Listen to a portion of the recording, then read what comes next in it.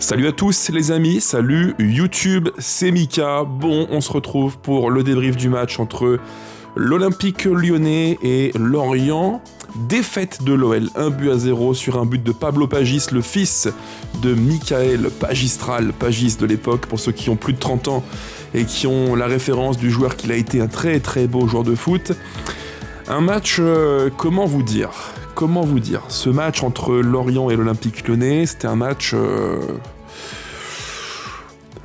de merde. Voilà, on va pas se mentir, pas de belles phrases, le Mika gentil, poli, qui dit les choses gentiment, on oublie, on met de côté. Un match de merde. Un match de merde parce que l'OL s'est saboté tout seul. Un cocktail savoureux en 3 temps, avec d'une part un OL qui offensivement manque de talent. C'est une évidence quand tu vois ce que fait l'OL.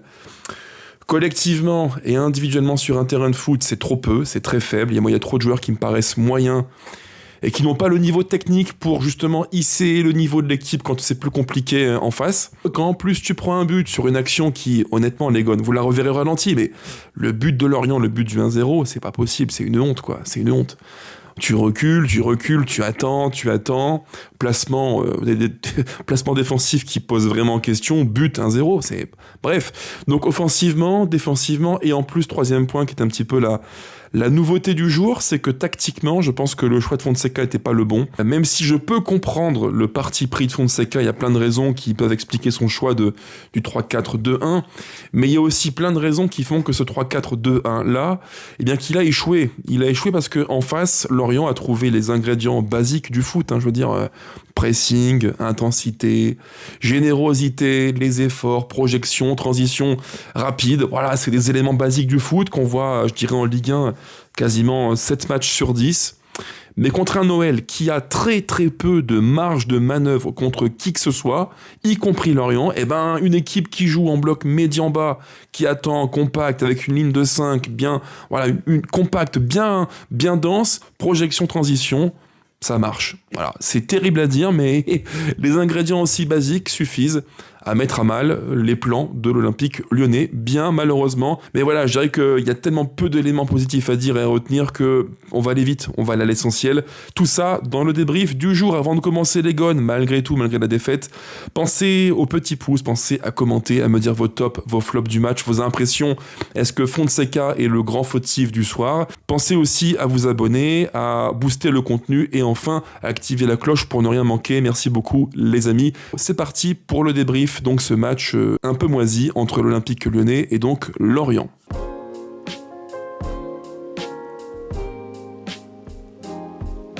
Alors on commence les gones, si vous le voulez bien, par la compo de l'Olympique Lyonnais, le 3-4-2-1 qui a été reconduit par Paulo Fonseca.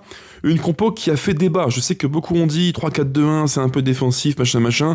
Je n'ai pas ce point de vue-là, les amis. Comme souvent je le dis, un schéma de départ ne dit pas tout de ce que l'équipe veut faire. Le 3-4-2-1, il peut très bien être hyper offensif, à la condition que les joueurs pour lesquels tu fais ce schéma-là soient des éléments forts. Et en l'occurrence, le 3-4-2-1, a priori, si je pense comme Fonseca, je crois que le 3-4-2-1, il le met en place pour surtout profiter de l'apport des pistons et dans le cœur du jeu, maintenir ce carré. Or, aujourd'hui, les pistons ont été moyens, voire pour l'un d'entre eux meurtrier, parce que Maitland Niles nous tue le match. Abner a été très moyen, je trouve, dans l'ensemble. Et dans le cœur du jeu, t'as trop peu d'influence, quoi. Techniquement, c'est pas assez bon. Alors t'as un Tolisso qui se démène beaucoup, qui est à gauche, à droite, devant, derrière, il fait quasiment tout, c'est le couteau suisse de l'OL. Mais à ses côtés, Morton, je trouve qu'il est devenu assez neutre au fil du match. De Carvalho, techniquement, c'est très très moyen, sans flinguer le petit qui reste un jeune joueur et qu'il faut malgré tout soutenir, et qui ne devrait même pas être là a priori, en théorie. Voilà, ça c'est un petit peu mon impression globale. 3-4-2-1 donc avec Mata, Niakate, Tagliafico dans les cages, Dominic Grives évidemment, à droite Maitland Niles qui prend un rouge très tôt dans le match, Morton en pivot double avec De Carvalho, à gauche Abner comme piston gauche, 2 joueurs de demi-espace à droite Pavel Schulz et à gauche Tolisso et en pointe Martin Satriano. C'est le 3-4-2-1 de l'OL et comme je vous l'ai dit les gars, je peux le comprendre parce que je me dis que Fonseca fait le choix de maximiser quelques profils qui lui paraissent intéressants. On a eu ce match contre le Maccabi Tel Aviv où l'OL met beaucoup de buts, c'est vrai, mais c'est un match en trompe-l'œil, un match qui ne dit pas tout sur ce que valait vraiment l'OL de ce soir-là. Il y a eu le match contre Nantes aussi, mais un Nantes qui, en tout cas une histoire du match qui favorise beaucoup l'OL. Et aujourd'hui, ce match contre Lorient, je dirais que avant le coup d'envoi, il y avait un petit parfum de match, match piège, mais vraiment de match piège. Pourquoi ? Parce que Lorient avait, je dirais, tous les ingrédients pour faire chier l'OL. Avec une compo en effet miroir. Parce que quand tu prends les deux compos de l'OL et de Lorient, c'est strictement les deux mêmes animations. 3, 4, 2, 1. Ce qui veut dire que, et c'est pour moi l'une des morales de l'histoire sur l'ensemble du match, en fait, l'OL en 3-4-2-1 et Lorient en 3-4-2-1, les deux équipes avaient des compos miroirs, ce qui fait que tu as eu beaucoup de 1 contre 1 sur des mêmes postes. Sur les côtés, 2 pistons dans du 1 contre 1, systématiquement. Et dans le cœur du jeu, on a eu, en fait, des deux côtés, 4 milieux, tout le temps dans du 1 contre 1. Et le match se résume à ça. Ça a été un match qui a basculé sur le 1 contre 1. Et à ce petit jeu, à la fois devant et derrière, l'OL a perdu. Parce que offensivement, tu n'es pas assez créatif et tu crées peu de différence, il te manque du talent. C'est une évidence quand tu prends les mecs qu'on a devant. Pardon, mais c'est indigne de l'OL. Et derrière, il y a eu des duels défensifs perdus. Et je trouve que notre charnière, avec Niakhaté notamment, fait un match très très moyen. Et en face, Lorient, pour eux, le plan, il est simple. C'est en gros, on est compact, on est dense, ligne de 5, ligne de 4 et en pointe un numéro 9. Et dès qu'on le peut, c'est ça, transition, rapide. C'est vraiment ça, l'histoire du match. Une équipe de l'OL qui veut, comme toujours, être proactive, avoir l'emprise technique par la possession, c'est bien, tu gèles le ballon, tu l'as, mais qu'est-ce que t'en fais ? Rien. Il se passe pas grand-chose, quoi. Il se passe pas grand-chose parce qu'en fait, c'est toujours le même problème. C'est le problème number one. L'OL, techniquement, c'est trop faible. C'est trop faible. Et je ferai un énorme laïus là-dessus, mais l'animation, elle camoufle souvent 3/4 des lacunes de l'OL, malheureusement.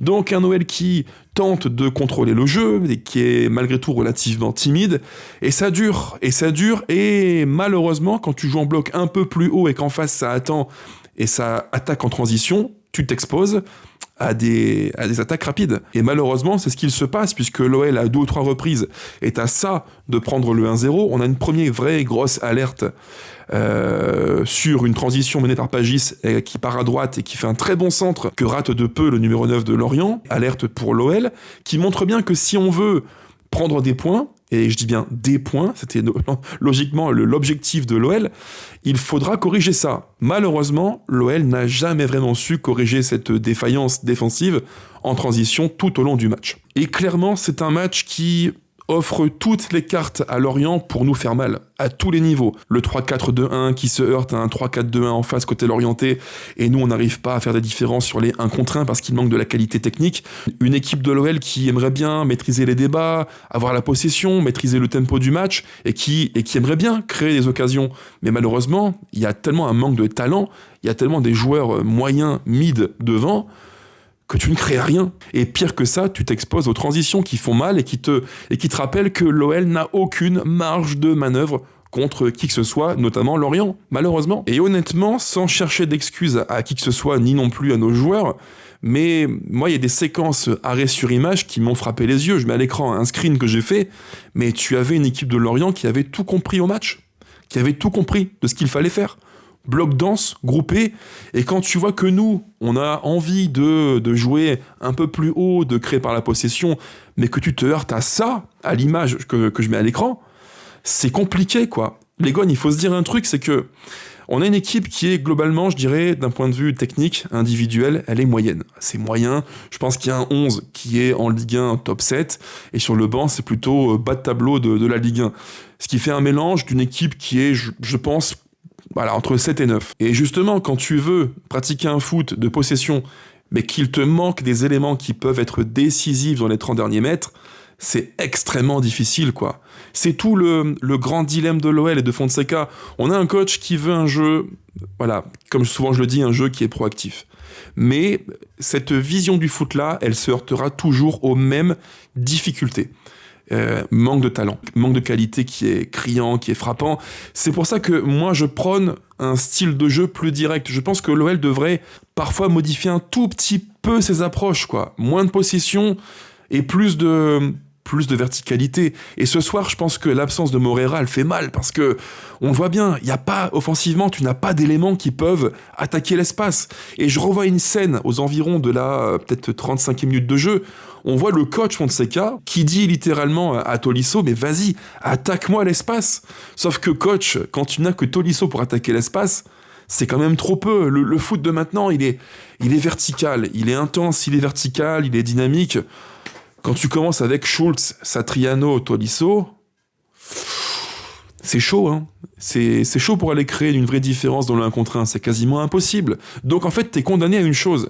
T'es condamné à avoir la possession, à créer sur des phases de jeu plutôt placées des différences, mais tu n'as pas les éléments pour vraiment faire la différence. Vous voyez un petit peu les gars où je veux en venir, c'est tout le paradoxe de l'OL, une équipe qui est ambitieuse, mais qui, je le pense vraiment, n'a pas les moyens de ses ambitions, quoi. C'est un jeu qui est parfois beau à voir, mais ça manque de talent, et dans le foot, le jeu restera toujours, souvent je le dis en vidéo, restera toujours une question de rapport du joueur, du pied au ballon. Tu peux animer de toutes les façons que tu veux une équipe. Si tu n'as pas les joueurs qui font de vraies différences, tu vas te heurter à un plafond de verre, et malheureusement, c'est ce qu'on a vu encore une fois ce soir. Et le pire reste à venir, parce que l'OL continue son foot de possession stérile, en transition Lorient fait mal, et le 1-0 arrive très vite, malheureusement, à la 39e minute de jeu, sur un but de Pablo Pagis, le fils de Michael Pagis, qui est je le répète, un vrai bon joueur de foot, vraiment, sur une action qui, là encore, moi ça me gonfle, parce que c'est encore une fois une lacune défensive qui c'est impardonnable. Pardon, mais t'es comme ça en phase défensive. Tu recules, encore et encore, et on laisse les Lorientais arriver quasiment aux 16 mètres de Dominique Greif. Tranquille, allez-y, rentrez, tranquille, recule, frein. Bah non, quoi, stop. Là, tu subis trop, tu recules, et c'est pas étonnant que sur une passe déviée, sur un coup du sort, t'es pas à l'abri de prendre un but comme ça. Et là, en l'occurrence, qu'est-ce qu'il se passe ? Bah, ballon dévié, ça arrive par un miracle fou dans les pieds de Pagis, frappe et but. Voilà, c'est la punition pour l'OL. Et sur l'action en plus, quand tu fais un focus sur le ralenti, qu'est-ce qu'on voit ? Bah, que Abner couvre, avec un repli défensif qui est tellement beaucoup trop lent. Voilà, donc encore une fois, l'OL est puni pour ses errements défensifs. Et dans les duels défensifs, ce soir, on n'a pas été bon.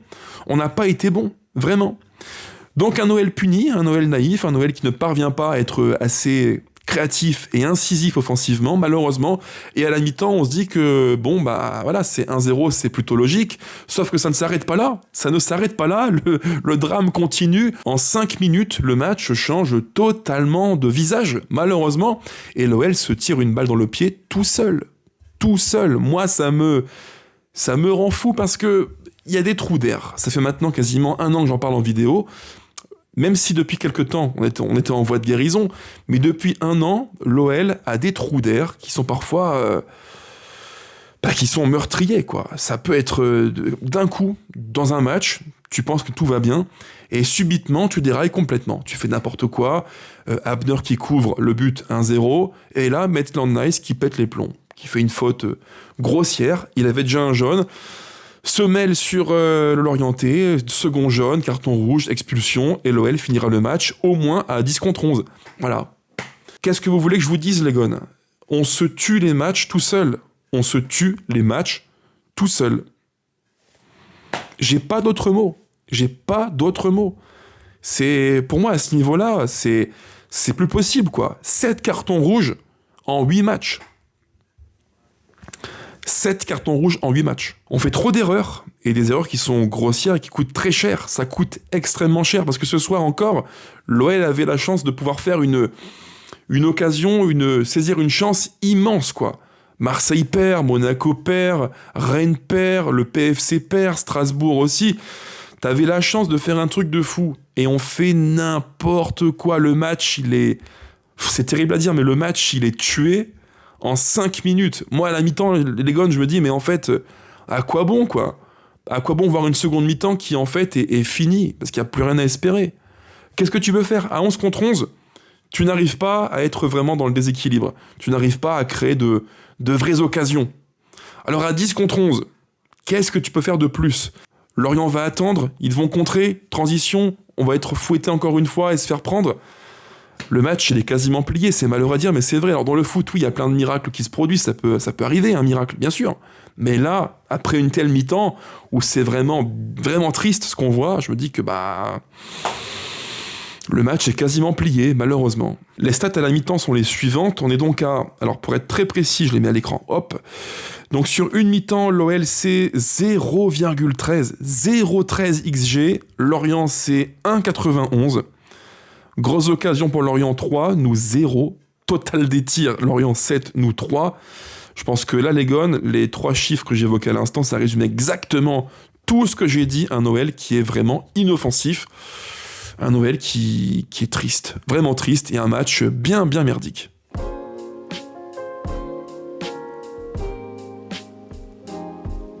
Et donc en seconde mi-temps, on est à 10 contre 11, l'histoire du match, elle change évidemment. Quand tu es à 10 contre 11, tu perds en plus 1-0, c'est compliqué. À 11 contre 11, c'est dur. À 10 contre 11, ça allait encore plus, même si, attention, le réajustement tactique de Fonseca qui passe à 4 derrière, Tagliafico sort, Abner recule, Moreira rentre et Attebourg rentre aussi à droite, eh bien je trouve qu'à 4 derrière, donc en 4-4-1, pour faire simple, et à 10 contre 11, on a été globalement meilleur qu'à 11 contre 11 en 3-4-2-1.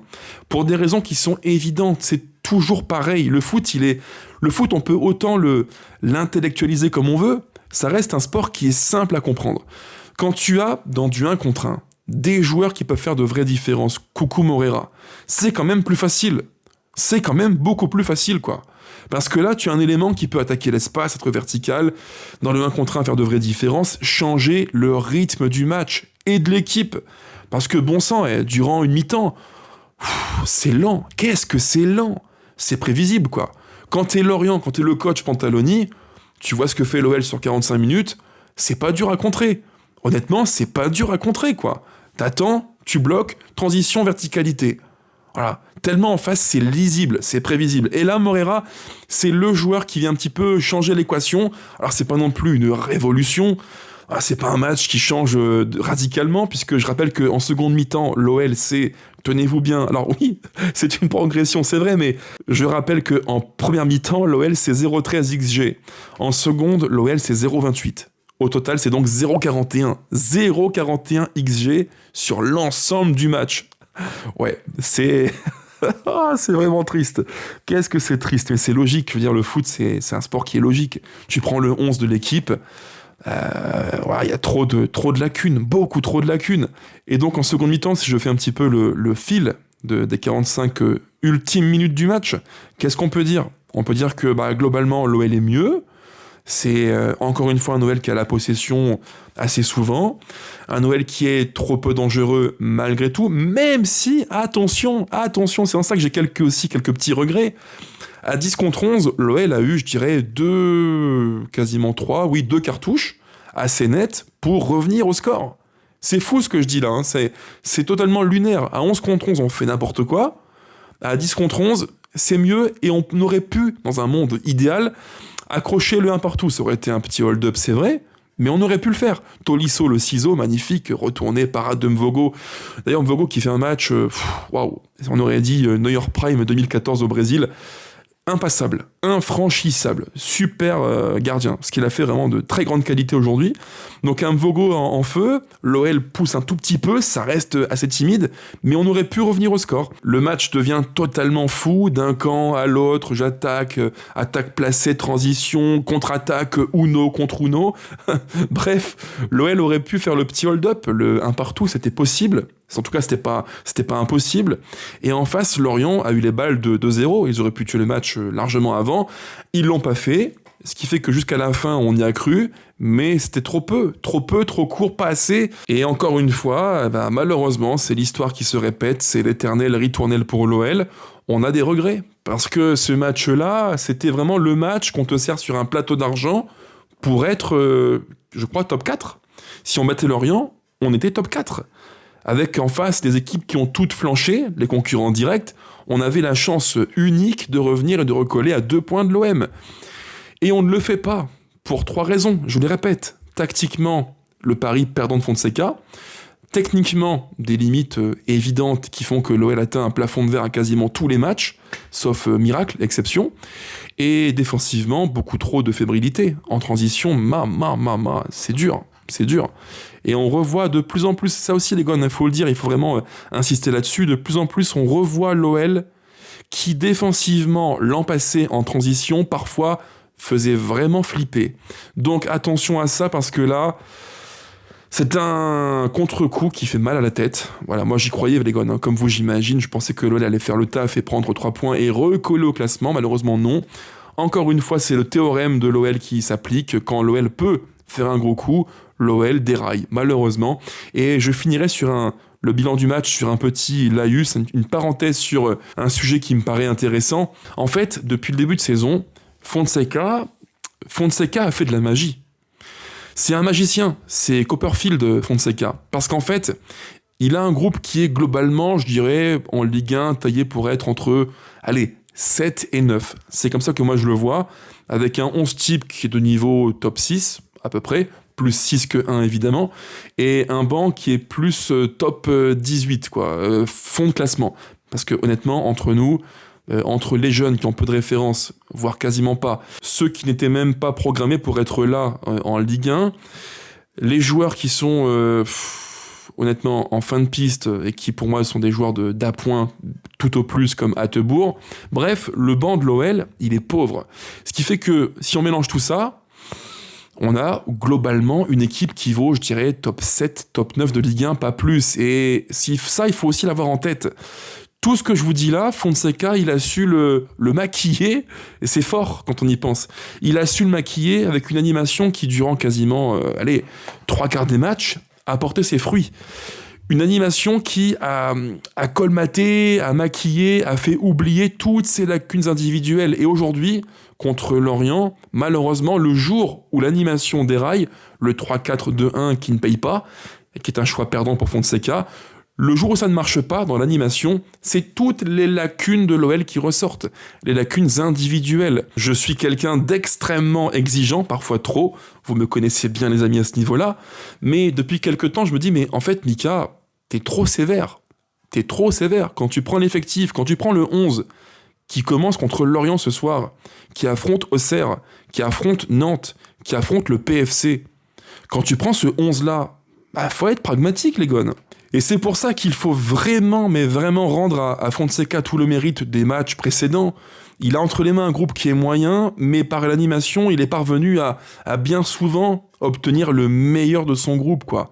Mais quand ça marche pas, quand tactiquement tu te trompes, quand tu te fais avoir, toutes les lacunes ressortent. Et là, on se heurte à nouveau, aux limites de l'effectif de l'OL, qui est un effectif qui est, je dirais, moyen plus à l'échelle de la Ligue 1. L'OL au classement est maintenant, si on le met à l'écran, l'OL est, à l'heure où je vous parle, 5e, avec 24 points, à 5 points donc de Lille qui est 4e.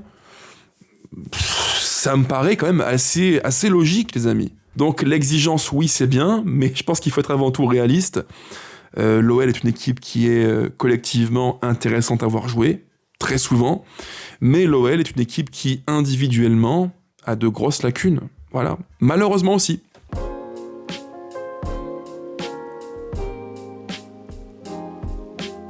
Alors rapidement, les gones, les tops et les flops du match, pour faire rapide et simple. Au niveau des tops, les amis, quand je prends les joueurs, c'est vraiment dur. Vous me le direz en commentaire, mais trouver un vrai top du match, j'en ai pas réellement, quoi. Je dirais que mon top du match, dans le fond, c'est... Alors, soit Tolisso, qui fait un match de vaillant partout, devant, derrière, même si techniquement, c'est pas un match de folie de sa part, mais Tolisso, ou surtout l'entrée de Moreira. Parce que Moreira fait une entrée qui est intéressante, verticalité, prise de l'espace, on change de rythme, on passe d'un Noël qui était en mode tranquille, piano, extrêmement lent, à un Noël plus électrique. Et comme par hasard, les 2-3 actions où l'OL est le plus dangereux, où l'OL peut espérer le 1 partout, ça vient de qui ?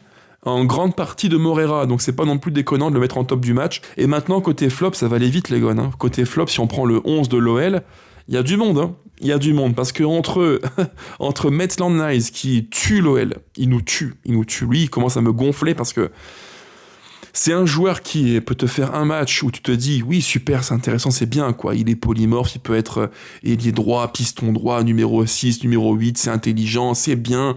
Offensivement, c'est bien. Ouais, ça, c'est un match sur 2. Mais le deuxième match sur les 2, c'est de la merde. C'est n'importe quoi. C'est un joueur qui a des trous d'air monumentaux.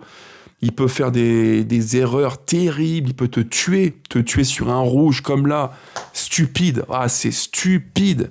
Tu tues l'équipe, quoi. Littéralement, tu flingues tes coéquipiers, tu flingues l'équipe et tu les laisses durant une mi-temps à 10 contre 11. C'est pas possible. Maitland Niles, c'est un joueur qui est, honnêtement, il est illisible. C'est un gars, dans les bons jours, en Ligue 1, il est top 3 à son poste. À part Hakimi, dans un grand jour, Maitland Niles, il n'y a pas beaucoup mieux que lui. Je pense vraiment. Mais vraiment. Mais le problème, c'est que ces bons jours, c'est les jours pairs.